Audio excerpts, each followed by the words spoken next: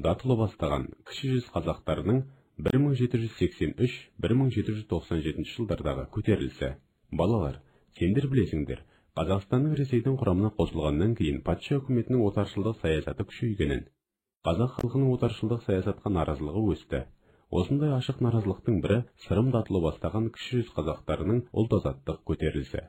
Бүгінгі тақырыбымызда Сырым датұлы бастаған көтерілістің басталу себептері, барысы, аяқталу және маңызына тоқталамыз. Ең алдымен көтерілістің себептері мен мақсаттарын қарастырайық.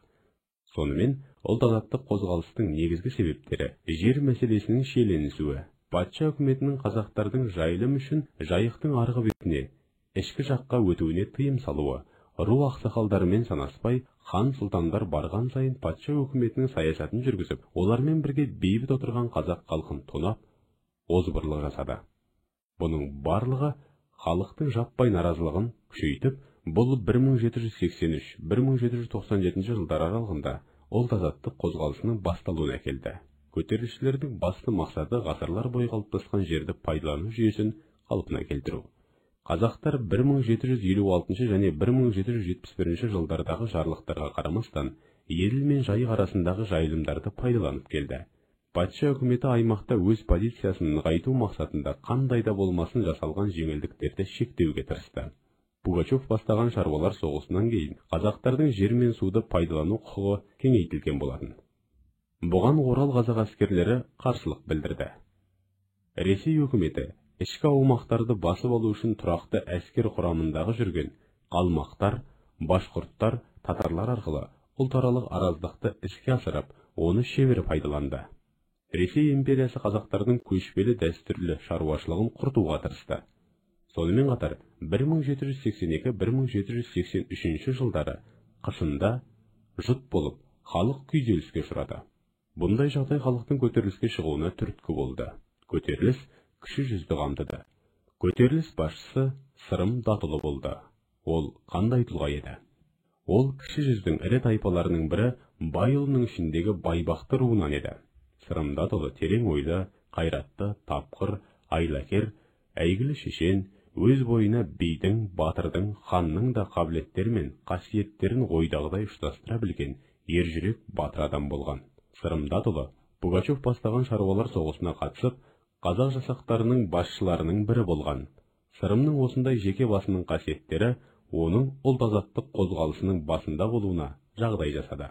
Көтерілістің қозғаушы күші шаруалар болды. Ал билеуші топтардың әрекеті қандай болды? Хандар мен сұлтандар патша үкіметінің сенімді тірегіне айналды. Ақсақалдар, билер, батырлармен санаспады. Билер мен батырлар хан мен сұлтандардың құқығы мен билігіне шек қоюға тырысты.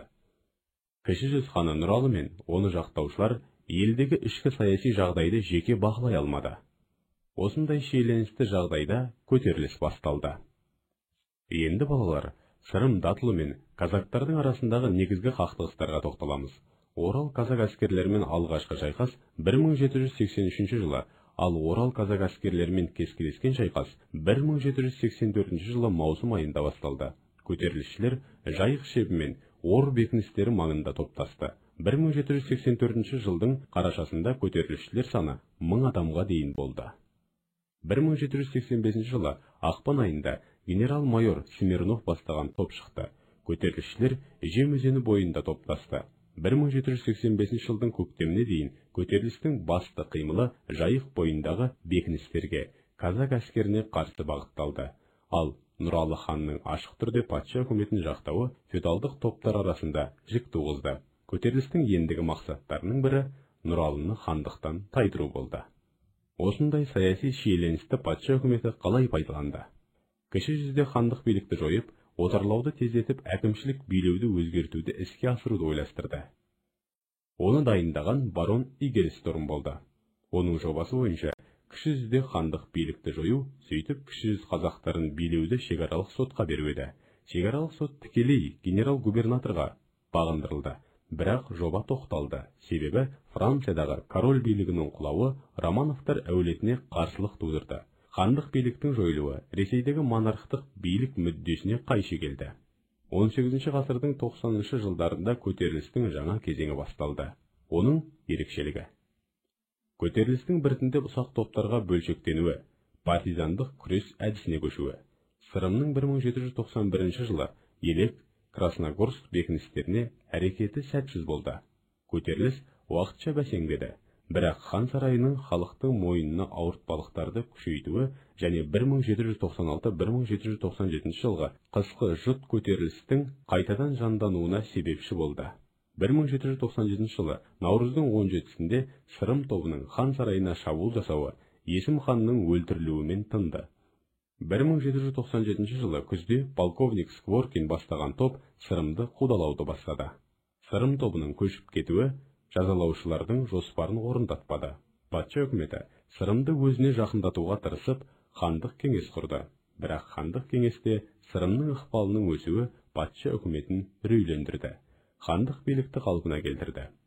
1797 жылы Сырым Қаратай сұлтанның қудалауынан Хиуаға өтіп кетті. Сонымен көтеріліс жеңіліске ұшырады. Бұл көтерілістің жеңілуіне төмендегідей жағдайлар ықпал етті. Старшындық және жеке топтың арасындағы алауыздық, көтерілістің нашар ұйымдасуы, байланыстардың әлсіздігі, Сырымның көтерілістің әр кезінде мақсаттарын өзгертуі. Көтеріліс жеңіліске ұшыраса да, оның тарихи маңызы зор болды. Кіші жүздегі ірі халықтық қозғалыс болды. Көтеріліс патша үкіметінің отарлау саясатының түпкілікті мақсаты Жайық бойындағы ең жақсы жерлерді басып алу екенін дәлелдеді. Көтерілістің нәтижесінде 1801 жылы патша үкіметінің қазақ руларына Жайықтың оң жағасына өтуге, мал жаюға рұқсат беруі осы көтеріліске де байланысты болды.